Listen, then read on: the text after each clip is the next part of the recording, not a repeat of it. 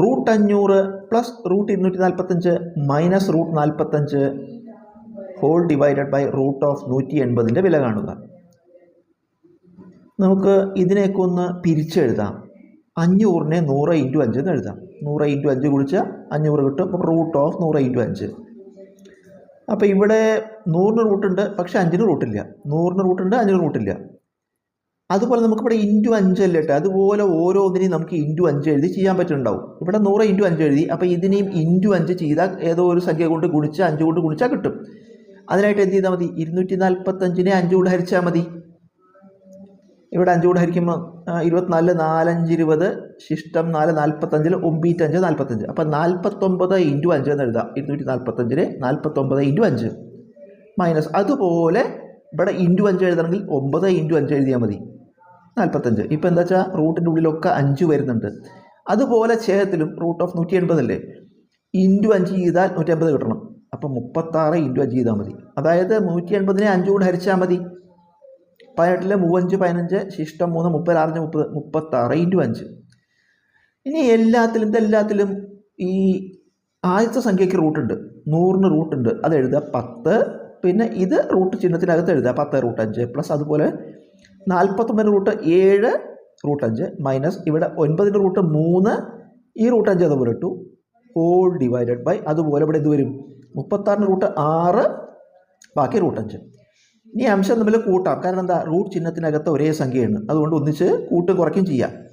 10ഉം 7ഉം 17ന്ന് 3 കുറച്ചാൽ 14. 10ഉം 7ഉം 17ന്ന് 3 കുറച്ചാൽ 14. ഈ റൂട്ട് 5 കോമൺ ആയിട്ടാണ്, അത് റൂട്ട് 5 കൂടെ എഴുതുക ബൈ ഛേദം 6 റൂട്ട് 5. ഇപ്പോൾ നമുക്ക് റൂട്ട് 5ഉം റൂട്ട് 5ഉം വെട്ടി പോയിട്ട് 14 ബൈ 6 കിട്ടും. അതിന് നമ്മൾ 2 കൊണ്ട് പഠിച്ചു കൊടുക്കുക. 7 2 14 3 2 6 7 ബൈ 3 വന്നു. ഇതിനെ നമുക്ക് വേണമെങ്കിൽ ഹരിച്ചിട്ട് ദശാംശ സംഖ്യയ്ക്ക് മാറ്റാം. 7ൽ 3 23 6 ശിഷ്ടം 1 വരും. ആ 1ൽ പൂല അപ്പോൾ പോയിൻ്റ് ഇട്ടു. ആ 1ൻ്റെ കൂടെ 0 ചേർത്ത് 10 ആക്കി. 10ൽ 3 9 അവിടെ ശിഷ്ടം 1 വരും. വീണ്ടും 1ൻ്റെ കൂടെ 0 ചേർക്കുമ്പോൾ 10 10ൽ വീണ്ടും 3 9. ഇതിങ്ങനെ ആവർത്തിച്ച് പോവും. 2.3 3 3. അപ്പോൾ നമുക്ക് ചുരുക്കിയിട്ട് അതിനെ 2.33 എന്ന് എഴുതാം. വലുതേത്? 3 റൂട്ട് 3 4 റൂട്ട് 7 5 റൂട്ട് 5 6 റൂട്ട് 2. നമുക്ക് ഈ തന്ന 4ലും ഒരു സംഖ്യ റൂട്ട് ചിഹ്നത്തിന് പുറത്തുണ്ട്, ഒരു സംഖ്യ റൂട്ട് ചിഹ്നത്തിനകത്താണ്. ഇതിനെ നമ്മൾ മാറ്റിയിട്ട് 2 സംഖ്യകളും റൂട്ട് ചിഹ്നത്തിനകത്താക്കുക. 2 സംഖ്യകളും റൂട്ട് ചിഹ്നത്തിനകത്താക്കുക. അതിനായിട്ട് നമ്മൾ ഈ പുറത്തുള്ള സംഖ്യയുടെ സ്ക്വയർ ഇട്ട് ഉള്ളിലിട്ടാൽ മതി. പുറത്തുള്ള സംഖ്യയുടെ സ്ക്വയർ ഇട്ട് ഉള്ളിലിടുക. അവിടെ പുറത്ത് 3 ഉണ്ടല്ലോ, അതിൻ്റെ സ്ക്വയർ ഇടുക. 3 സ്ക്വയർ ഇൻറ്റു ഈ 3 അതുപോലെ ഇട്ടു. അതുപോലെ അവിടെ പുറത്ത് 4 ഉണ്ട്, അതിൻ്റെ സ്ക്വയർ ഇട്ടിട്ട് ഇൻറ്റു 7 അതുപോലെ ഇട്ടു. അതുപോലെ പുറത്തുള്ള 5ന് സ്ക്വയർ ഇട്ടിട്ട് ഇൻറ്റു 5 അതുപോലെ ഇട്ടു. ഇവിടെ പുറത്ത് 6ൻ്റെ സ്ക്വയർ ഇട്ടിട്ട് ഇൻറ്റു 2 അതുപോലെ ഇട്ടു. അപ്പോൾ റൂട്ട് ഓഫ് ഇത് കാണുമ്പോൾ 3 സ്ക്വയർ 9 ഇൻറ്റു 3 27. ഇവിടെ 4 square 16 into 7 112 root of 112. 5 square 25 into 5 root of 125. 6 square 36 into 2 root of 72. ഇപ്പോൾ നമുക്ക് റൂട്ട് ചിഹ്നത്തിനകത്ത് മാത്രമായി സംഖ്യ. ഇനി നമുക്ക് ഇതിൽ വലിയ സംഖ്യ നോക്കുക. ഇതിൽ വലിയ സംഖ്യ ഏതാ? Root of 125. ഈ റൂട്ട് ഓഫ് 125 നമ്മൾ പുറകോട്ട് പോവുക. ഏത് ചെയ്തിട്ടാണ് കിട്ടിയത്? റൂട്ട് ഓഫ് 125 5 റൂട്ട് 5 എന്ന് ചോദ്യത്തിൽ തന്നിട്ടുണ്ട്. അത് ചെയ്തിട്ടാണ് ഇത് കിട്ടിയത്. അപ്പോൾ ഉത്തരമായിട്ട് അതെഴുതുക. ഉത്തരം 5 റൂട്ട് 5. 31/10 ഇൻറ്റു 3/10 കൂട്ടണം 7/5 ഹരിക്കണം 20ൻ്റെ വില കാണുക. നമ്മളിത് ബോർഡ് മാസ് ഉപയോഗിച്ച് ചെയ്യണം. ബോർഡ് മാസിൽ ആദ്യം എപ്പോഴും ഹരണം വേണം ചെയ്യാൻ. അപ്പോൾ ഈ 31/10 അതുപോലെ ഇട്ടു, ഇൻറ്റു 3/10 അതുപോലെ ഇട്ടു, കൂട്ടണം 7/5 എഴുതി, ഹരിക്കണം. എന്നിട്ട് 20നെ നമുക്ക് 20/1 എഴുതാം. വീണ്ടും 31/10 ഇൻറ്റു 3/10 പ്ലസ് 7/5 ഹരിക്കുമ്പോൾ ഏതുകൊണ്ട് ഹരിക്കണോ അതിൻ്റെ വിക്രമം കൊണ്ട് ഗുണിക്കണം. ഏതുകൊണ്ട് ഹരിക്കണോ അതിൻ്റെ റെസിപ്രോക്കൽ ഇടുക, എന്നിട്ട് ഗുണിക്കുക. അപ്പോൾ ഈ ഹരണചിഹ്നത്തിന് പകരം ഗുണിക്കണം എന്നിട്ടിട്ട് ഇതിനെ തിരിച്ചിടുക 1/20. അപ്പോൾ ഇവിടെ ഹരണം മാറി ഗുണനായി കിട്ടി. ഇനി ബോർഡ് മാസിൽ ഗുണനം ആദ്യം ചെയ്യണം. അപ്പോൾ ഇതൊരു ഗുണനാണ്, ഇതൊരു ഗുണനാണ്. ഇവിടെ 2 പദങ്ങളാണ്. ഇതൊരു പദം, ഇതൊരു പദം. രണ്ടിലും ഗുണനം വരുന്നുണ്ട്. അപ്പോൾ ഇത് നമ്മൾ ഗുണിക്കുക. ഇത് ഗുണിക്കുമ്പോൾ 31 ഇൻറ്റു 3 93/10 ഇൻറ്റു 10 100 കൂട്ടണം. അതുപോലെ ഇവിടെ അംശങ്ങൾ ഗുണിക്കുമ്പോൾ 177/5 × 20 100. ഇപ്പം കൂട്ടൽ മാത്രം ബാക്കിയായി. ഇത് കൂട്ടും ചെയ്യുക, കാരണം ഛേദങ്ങൾ തുല്യമാണല്ലോ. അപ്പോൾ അംശങ്ങൾ കൂട്ടുക. 93 + 7 പൊതുവായ ഛേദമായിട്ട് /100. അംശങ്ങൾ 93 7 കൂട്ടിയ 100/100. 100/100 എന്ന് പറഞ്ഞാൽ ഉത്തരം 1. √2, √6, 3 √2 എറ്റ്സെട്ര എന്ന സമഗുണിത ശ്രേണിയുടെ, അതായത് ജോമെട്രിക് പ്രോഗ്രഷൻ്റെ പൊതുഗുണകം, അതായത് കോമൺ റേഷ്യോ എത്ര? നമുക്കൊരു സമഗുണിത പ്രോഗ്രഷൻ തന്നിട്ടുണ്ട്. സമഗുണിത പ്രോഗ്രഷൻ പറഞ്ഞാൽ ഒരു സംഖ്യ കൊണ്ട് ഗുണിച്ച് പോവുക, ഒരു സ്ഥിരസംഖ്യ കൊണ്ട് ഗുണിച്ച് പോവുക. അതിനാണ് ഈ സമഗുണിത ശ്രേണി പറയുക, ജിയോമെട്രിക് പ്രോഗ്രഷൻ. അപ്പോൾ ഇതൊരു സമഗുണിത ശ്രേണിയാണ്. നമുക്ക് എന്താ കാണേണ്ടതിൽ? പൊതുഗുണകം കാണണം, കോമൺ റേഷ്യോ. അതായത് ഏത് സംഖ്യ കൊണ്ടാണ് ഗുണിച്ച് പോണത്, ആ ഗുണിച്ച് പോകുന്ന സ്ഥിരസംഖ്യ കാണണം. അപ്പോൾ കോമൺ റേഷ്യോ എന്ന് പറഞ്ഞാൽ പൊതുഗുണകം കാണുന്നതിനുള്ള സൂത്രവാക്യം, അതിനെ ചുരുക്കിയിട്ട് നമുക്ക് R എന്ന് എഴുതാം. കോമൺ റേഷ്യോ R, സൂത്രവാക്യം T2/T1. അതായത് രണ്ടാം പദത്തിനെ ആദ്യ പദം കൊണ്ട് ഹരിക്കുക. T2 പറഞ്ഞാൽ second term, T1 first term. അപ്പം നമ്മൾ സെക്കൻഡ് ടേമിനെ ഫസ്റ്റ് ടേം കൊണ്ട് ഹരിച്ചാൽ മതി. രണ്ടാം പദത്തിനെ ആദ്യ പദം കൊണ്ട് ഹരിക്കുക. ഇവിടെ രണ്ടാം പദം √6, ആദ്യ പദം √2 ഹരിക്കുക. √6/√2. √6/√2 പറയുമ്പോൾ അംശത്തിനും റൂട്ട് ചിഹ്നമുണ്ട്, ഛേദത്തിനും റൂട്ട് ചിഹ്നമുണ്ട്. അപ്പോൾ നമുക്ക് ഒന്നിച്ചൊരു റൂട്ട് ചിഹ്നം ഇട്ടിട്ട് അംശവും ഛേദവും എഴുതിയാൽ മതി. ഒന്നിച്ചൊരു റൂട്ട് ചിഹ്നം ഇടുക, എന്നിട്ട് 6/2 എന്ന് എഴുതുക. അപ്പോൾ √6/2 എത്രയാണ്? 3. ഉത്തരം പൊതുഗുണകം √3. 1/√5, p√5 ഇവ സമഗുണിത ശ്രേണിയിലെ, അതായത് ജോമെട്രിക് പ്രോഗ്രഷനിലെ തുടർച്ചയായ പദങ്ങളാണ്. പിയുടെ വില കാണുക. നമുക്കൊരു സമഗുണിത ശ്രേണി തന്നിട്ടുണ്ട്, അതിലത്തെ 3 പദങ്ങൾ തന്നിട്ടുണ്ട്. ജിയോമെട്രിക് പ്രോഗ്രഷൻ നമുക്കതിൽ പി, അതായത് ഈ മധ്യപദം കാണണം. സമഗുണിത ശ്രേണി എന്ന് പറഞ്ഞാൽ ഒരു നിശ്ചിത സംഖ്യ കൊണ്ട് ഗുണിച്ച് പോവുക. സമഗുണിത ശ്രേണി ഒരു നിശ്ചിത സംഖ്യ കൊണ്ട് ഗുണിച്ച് പോണതാണ് ഈ സമഗുണിത ശ്രേണി. നമുക്ക് ഇതിൻ്റെ സൂത്രവാക്യം ABC ഇവ സമഗുണിത ശ്രേണിയിൽ ആയാൽ, അതായത് ABC സമഗുണിത ശ്രേണിയിലെ 3 പദങ്ങൾ, തുടർച്ചയായ 3 പദങ്ങൾ അറിഞ്ഞിരുന്നാൽ B² = AC ആയിരിക്കും. അതായത് മധ്യപദത്തിൻ്റെ വർഗം എന്ന് പറയുന്നത് ഇരുവശത്തുള്ള സംഖ്യകളുടെ ഗുണനഫലമായിരിക്കും. അപ്പോൾ നമുക്ക് ഈ 1/√5 p√5 എന്ന് എഴുതി. ഇത് A ആണ്, ഇത് B ആണ്, ഇത് C ആണ്. നമ്മുടെ ഈ സൂത്രവാക്യത്തിൽ വില കൊടുക്കുമ്പോൾ B², ഇവിടെ ബിയുടെ സ്ഥാനത്ത് എന്താ വരുന്നത്? P ആണ്. അപ്പോൾ B² എന്നുള്ളതിന് പകരം നമ്മൾ p² എന്ന് എഴുതുന്നു. സമം A × C. ഇവിടെ A എന്ന് പറയുന്നത് 1/√5 ആണ്, C പറയുന്നത് √5 ആണ്. അപ്പോൾ AC പറയുമ്പോൾ A × C, അതായത് 1/√5 × √5. അപ്പോൾ p² നോക്കി √5 പെട്ടിപ്പോയാൽ 1 എന്ന് വരും. p² 1 ആണെങ്കിൽ പിയുടെ വില 1ന്റെ റൂട്ടാണ്. ഉത്തരം √1 1. രണ്ട് സംഖ്യകളുടെ തുക 11, അവയുടെ വർഗങ്ങളുടെ തുക 61 ആയാൽ വലിയ സംഖ്യ കാണുക. ഇവിടെ രണ്ട് സംഖ്യകൾ നമുക്ക് എക്സും വൈയും എന്ന് കരുതുക.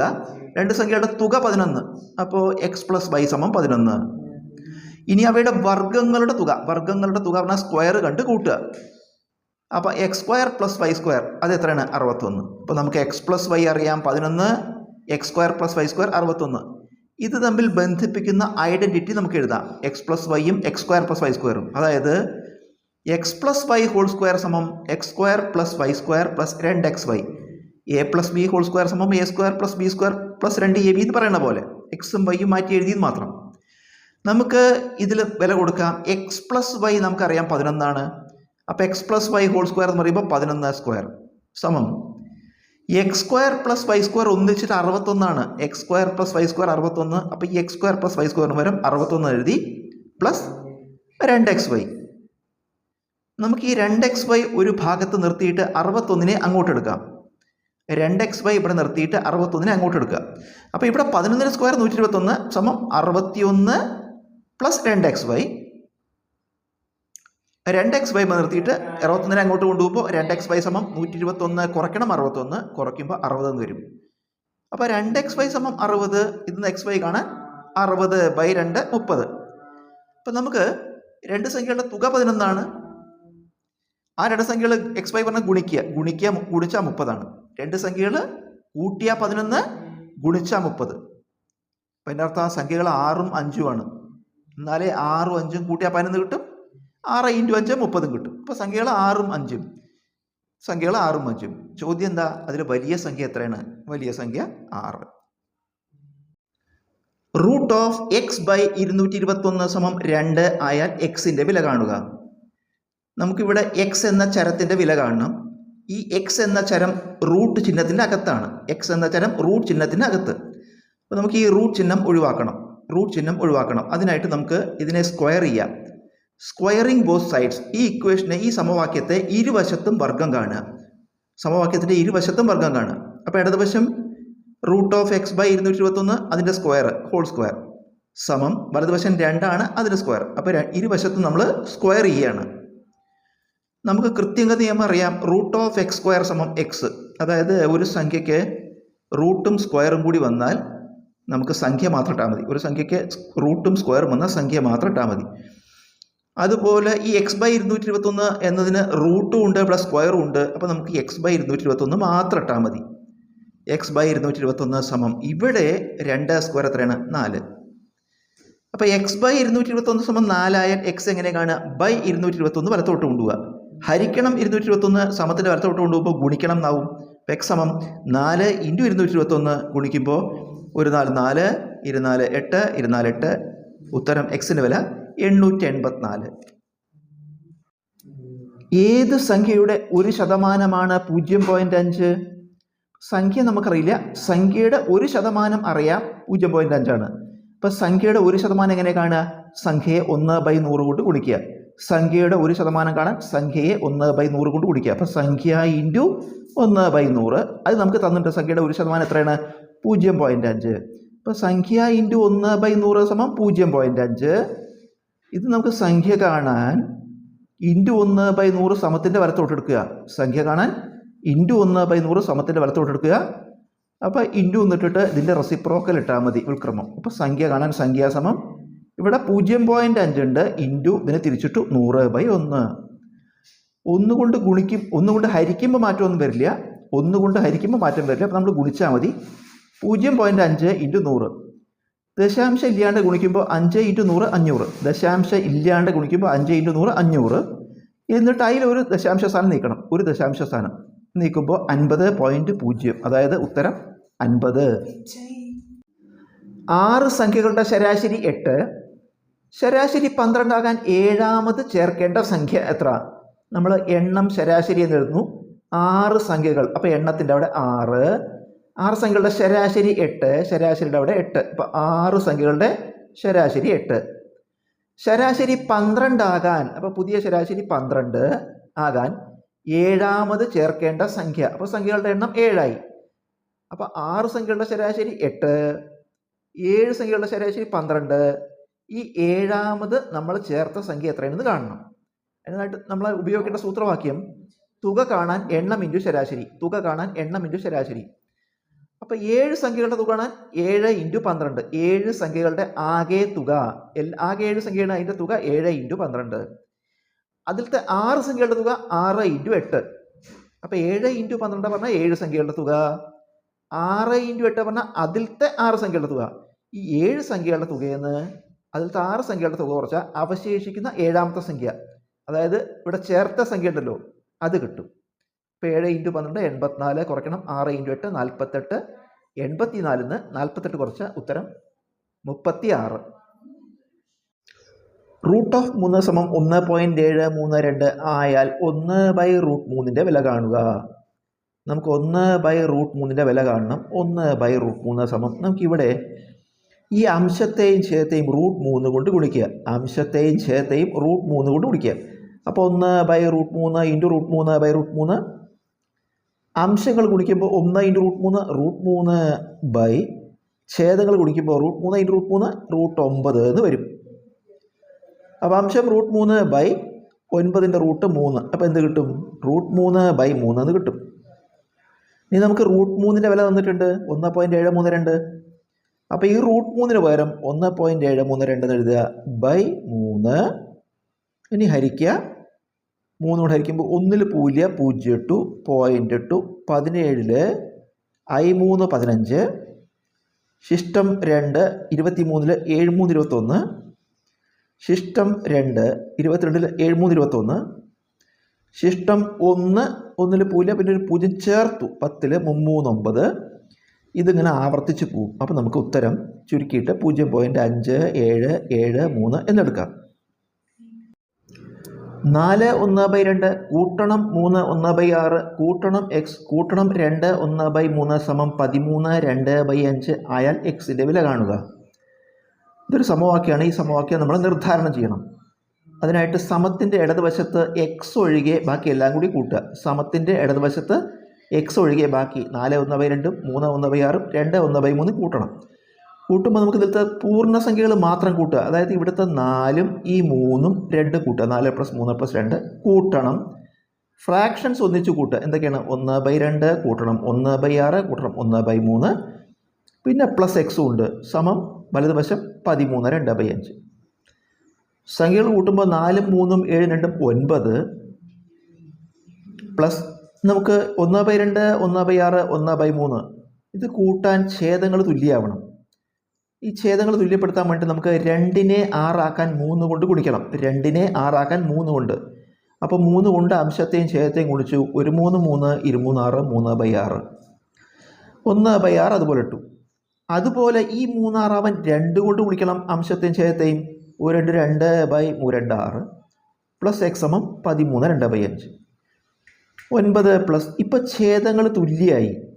അപ്പോൾ അംശങ്ങൾ കൂട്ടുക. 3 3 4 2 6/6. ഈ 6 പൊതുഛേദമായിട്ട് എഴുതി. പ്ലസ് എക്സ് സമം 13 2/5 9 പ്ലസ് 6/6 1 പ്ലസ് എക്സ് സമം 13 2/5 9 1 കൂട്ടിയ 10 പ്ലസ് എക്സ് സമം 13 2/5. എക്സ് കാണാൻ ഈ കൂട്ടണം 10 അങ്ങോട്ട് എടുക്കുമ്പോൾ കുറയ്ക്കണം 10 എന്നാവും. എക്സ് സമം 13 2/5 കുറയ്ക്കണം 10. 13 2/5 എന്ന് 10 കുറച്ചാൽ 3 2/5. അതായത് ഈ സംഖ്യ എന്താ? 13 10 കുറച്ചാൽ മതി. എത്ര വരും? 3. ഈ ഫ്രാക്ഷൻ എൻ്റെ കൂടെ ഇടുക. ഉത്തരം 3 2/5. 215ൻ്റെ 2/5 ഭാഗം 72ൻ്റെ 3/4 ഭാഗത്തേക്കാൾ എത്ര കൂടുതലാണ്?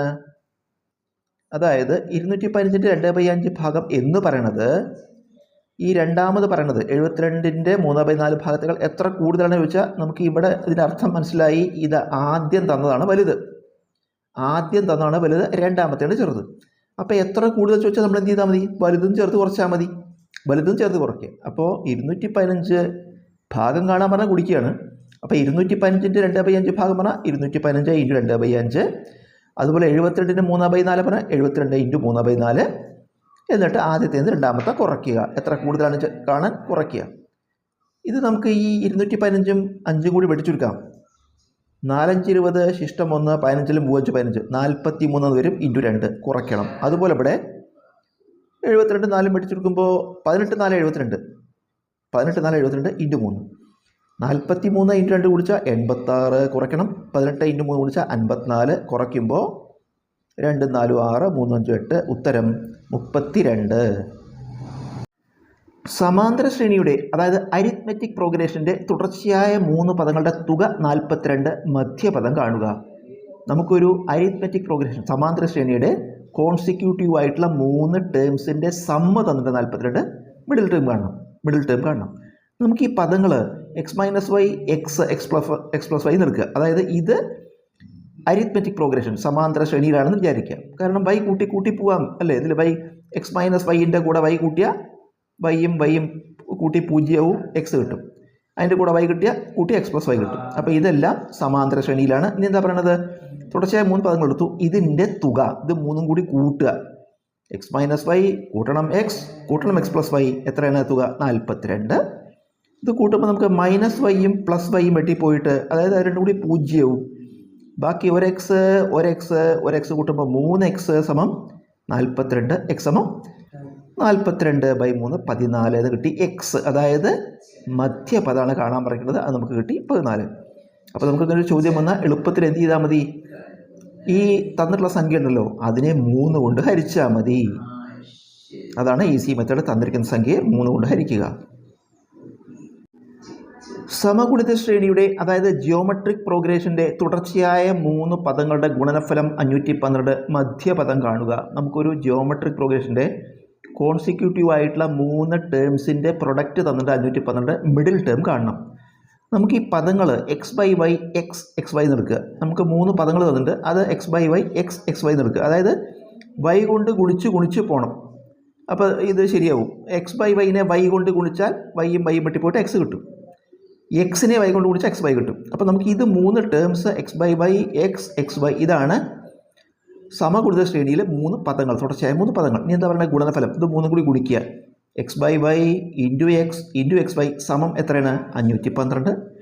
ഇത് ഗുണിക്കുമ്പോൾ നമുക്ക് വൈയും വെട്ടിപ്പോകും. പിന്നെ എക്സ് ഇൻറ്റു എക്സ് അതായത് എക്സ് ക്യൂബ് സമം 512. എക്സ് ക്യൂബ് 512 ആയ എക്സ് കാണാൻ 512 ക്യൂബ് റൂട്ട് കാണുക. 512 ക്യൂബ് റൂട്ട് 8 ആണ്. അതായത് 8 3 തവണ കുടിച്ചാൽ 512 കിട്ടും. 8 ഇൻറ്റു 8 512. അപ്പോൾ നമുക്ക് എക്സ് കിട്ടി. അതായത് എക്സ് പറഞ്ഞാൽ മിഡിൽ ടേം മധ്യപദമാണ്. നമുക്ക് മധ്യപദമാണ് കാണേണ്ടത്. 8 എന്ന് കിട്ടി. അപ്പോൾ ഇങ്ങനെ ഒരു കണക്ക് വന്നാൽ നമുക്ക് എന്ത് ചെയ്താൽ മതി? നമുക്ക് തന്ന സംഖ്യ ഉണ്ടല്ലോ അതിൻ്റെ ക്യൂബ് റൂട്ട് കണ്ടാൽ മതി. തന്ന സംഖ്യയുടെ ക്യൂബ് റൂട്ട് കണ്ടാൽ മതി. അതാണ് ഈസി മെത്തേഡ്.